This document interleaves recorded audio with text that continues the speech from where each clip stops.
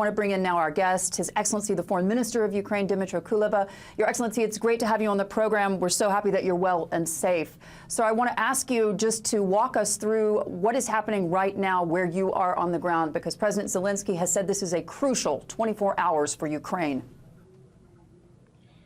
Every 24 hours are crucial because Russia deploys more and more military might on Ukraine. Hundreds of tanks moving into the country. They dominated the skies with their bombers. Rockets, missiles are being thrown on our peaceful cities, civilians being killed, but we continue fighting. This turned into a real people's war against Russian aggression. It's not the state of Ukraine that opposes the aggression, it's the people of Ukraine who do so. The war continues, and the number of war crimes committed by Russia against civilians multiplies to a big regret. But we will continue to defend ourselves. Foreign Minister, the talks between Ukraine and Russia, can you give us an update, sir, on where they are? Well, the Russian delegation did not indicate good faith in finding a solution to the current crisis, to this war. They repeated their classic demands to Ukraine about full demilitarization, recognition of Crimea, and so forth and so on. We responded. I'm not aware whether whether talks still continue or they are over. But I would like to make it clear that Ukraine is ready to continue seeking diplomatic solution, but Ukraine is not ready to surrender or capitulate. Do you believe that these talks between Ukraine and Russia have a chance of succeeding? I'm a diplomat.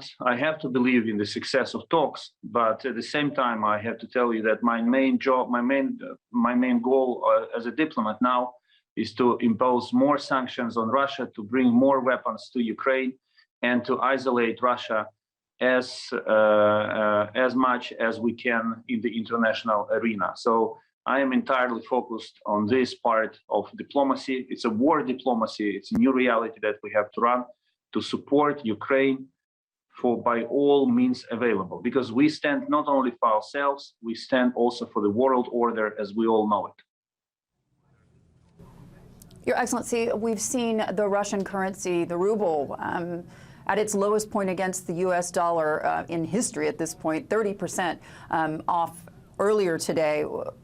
When you think about what's happened with the last 24 hours, the implementation of these severe economic sanctions. Already, we've seen the spokesman for the Kremlin, Dmitry Peskov, essentially saying that when it comes to the new economic reality, it's changed significantly for Russia. He's also said, though, that this country still has the necessary potential to compensate the damage from the sanctions. Do you believe more needs to be done?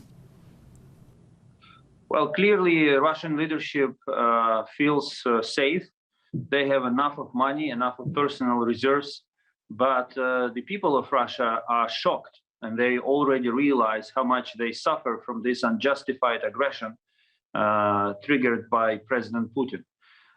We also know that Russian officials are desperately seeking safe haven for money and for new models of financing through third countries, and therefore it becomes as crucial as ever for entire international community to take a firm, consolidated stance on not supporting Russian financial transactions. Every Russian ruble has a mark of Ukrainian blood in it.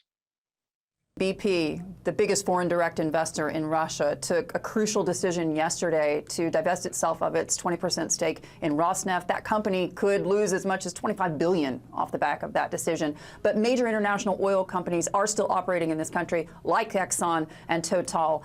What is your message to them? Cut off your business with Russia. If you have moral ground, do it immediately without any delay. Trading with Russia is financing aggression, murder of civilians, and destruction of peaceful cities. So you believe that they could be culpable then for war crimes? Well, I think that business always tries to find the way to continue making money. That's part of the nature of business. But another part of this nature is also to bear responsibility for the world and for what is happening. And I'm not exaggerating, trust me. Today, in the eastern city of Kharkiv, a Russian rocket fell directly on a car in which a family was trying to escape the shelling, and all of them had been killed. Russia attacks, shells orphanages, kindergarten, civilian compounds. So if there is anyone in the world who wants to continue making business with Russia, he or she should then clearly say, yes, we will continue making money with them, because money do not smell blood to us. I think if the West, if the Western companies, if foreign businesses believe it's okay to continue making money with Russia, then this responsibility will be on them. But the world will judge them accordingly, and history will judge them accordingly. So you mentioned Exxon, Total. I can urge them and all other businesses, if they want to save peace, if they want to save lives of civilians, they must stop making business with Russia. Your Excellency, do you believe that the West can stop Vladimir Putin without sanctioning his energy? And I'm talking about oil and gas. It should have been done much more before. The dependence of the West on Russian oil and gas is one of the reasons why President Putin has money to wage wars against Ukraine and attacks, including cyber attacks against other countries. And I can bring up as an example the recent announcement by the German Federal Chancellor, who said that Germany has to get rid of the Russian gas and oil and find alternative sources of energy. If Germany makes such decisions, the country that heavily depended on Russian oil and gas for years, for decades, then I do not see why others should not follow this example. Your Excellency, when it comes to EU ascension, joining the EU, you demanded, as a sovereign state, to become a member of the European Union. But we've seen pushback already, including from the German foreign minister, who essentially said ascension isn't something that you can do in just a couple of months. Are you in danger, or are they in danger, if you will, of being on the wrong side of history there? We are fighting for Ukraine, but the safety and prosperity of Europe is impossible without Ukraine. We are a natural member of the European family, and the membership in the European Union has always been a matter of time. All we are asking for is just to speed things up. This will greatly encourage the people of Ukraine, and this will also send a clear message to President Putin that whatever he tries to do, Europe will not abandon Ukraine. Your Excellency, before I let you go, just a quick question for you. What is it that Ukraine urgently needs from the White House, from President Biden today? We need more anti-tank weapons, because Russia is deploying more and more tanks and armored vehicles in Ukraine.